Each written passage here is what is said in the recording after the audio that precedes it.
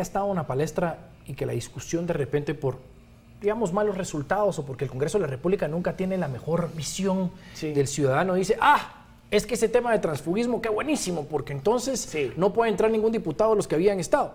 Pero también hay algunos abogados que objetivamente dicen, miren, digamos, ese artículo es inconstitucional, es decir, cualquier persona puede ser elegida, electo y ser como sea. Es decir, ¿cómo es posible que se les está vedando el derecho de participar por un embrollo, digamos, de redacción? Que la gente le alegra porque dicen, nos vamos a deshacer de un montón que no queríamos. Pero la pregunta es, digamos, esa era la herramienta bajo la cual se le veda el derecho. Y lo que pasa es que ninguna reforma a la ley electoral puede violar la Constitución. Cambiarse uno de partido político es parte de la libertad de expresión, es parte de la libertad política. Ninguna persona puede obligar a otra persona a tener una ideología política. Usted puede cambiar su manera de pensar, usted puede cambiar, digamos, ser un día socialista o cuando era joven socialista y después ya en su edad madura volverse más de derecha o más conservador. Eso es, digamos, que se le prohíba a las personas cambiar de partido político es como que se les prohíba a las personas cambiar de pensamiento. Es una locura, es una inconstitucionalidad. Entonces, la verdadera reforma política hubiese sido que se obligara a todos los partidos políticos a bancarizar su dinero, porque el problema más grande de la política guatemalteca es el ingreso del dinero del narcotráfico a los partidos políticos. Entonces, haciendo que todo el dinero de los partidos políticos sea bancarizado, se puede estudiar, tanto con la Fiscalía de Delitos Electorales como con la IBE, la procedencia del dinero. Pero, digamos, por ejemplo, limitar el número de vallas, limitar el número de anuncios, fijar un precio de 20% del precio del mercado para los anuncios. Eso es destruir la libertad de empresa. Eso es destruir la libertad política también. Entonces, ¿cómo va a haber política sin libertad de comunicación? ¿Cómo va a haber política sin libertad de debate? ¿Cómo va a haber política si vamos a meter preso por campaña anticipada a un periodista o a un entrevistador o a un candidato o a un aspirante a político que llega a un programa de opinión a decir su opinión política? Si es que debe haber debate.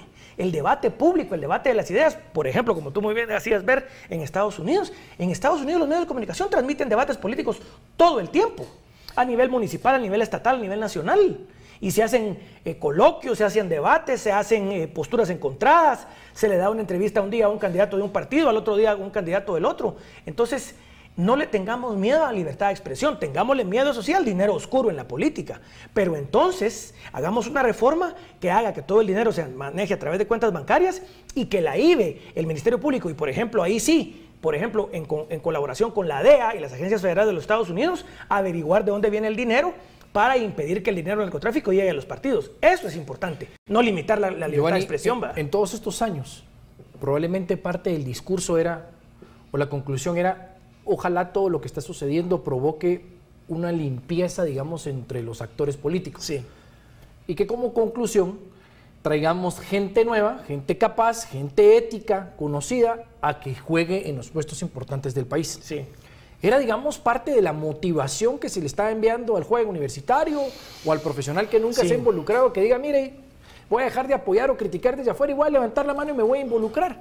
Pero cuando vemos los listados, cuando vemos los partidos políticos, o sea, las persecuciones penales. Pero es decir, pero además, yo no veo que ningún ciudadano nuevo, o son muy pocos, los que se hayan sentido motivados a participar, porque dentro del sistema político partidario nada cambió. Así es. Es más, agarraron un tema como de defensa, porque ahora hay denuncias en el mismo proceso electoral casi. Así es. 8 o 7 partidos, ¡boom!, vámonos. O sea, ¿qué cambió, digamos, en términos de hacer un cambio generacional o un cambio de ciudadanos en el tema político? No cambió nada, y lo que hizo el Tribunal Supremo Electoral de la mano de la UNE, porque hay que colgarle la medalla al responsable, la UNE fue la que promovió esa reforma, la UNE lo hizo pensando que se iba a fortalecer como marca, pero no tenía planteado la UNE que su propia criatura, que es la CICIG, al cual le dio un apoyo casi restricto, se le volteara, y a un mes y medio antes de las elecciones, la FESI, que es la Fiscalía de la CICIG, le plantearon antejuicio penal por financiamiento electoral ilícito y por asociación ilícita, me parece, a Sandra Torres, que es la principal candidata de ese partido. Entonces,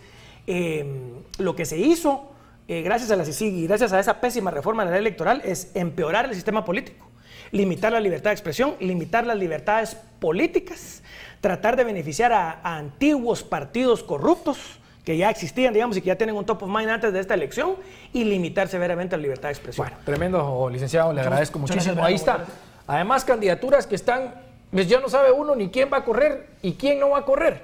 que finiquitos, que si tiene finiquito, que si no tiene finiquito, que si tiene denuncia, que si tuvieron una estrategia legal, entonces puede ser que sí corran, que si hay asambleas, que si cumplieron con las asambleas, que denuncia aquí, que denuncia allá, por Dios. O sea, miren, esto realmente se volvió un relajo. Y la pregunta que yo le hago a usted, ciudadano, es, ¿acaso no estábamos buscando la renovación de cuadros políticos? Un cambio generacional y gente ética capaz como usted pudiera participar en partidos políticos de repente más potables. O que por lo menos usted tuviera propuestas de esa gente que no tiene esos recursos para poderle proponer a usted alguno y que usted dijera, sí, mejor me voy con este. Tampoco lo va a tener. Entonces, qué pena.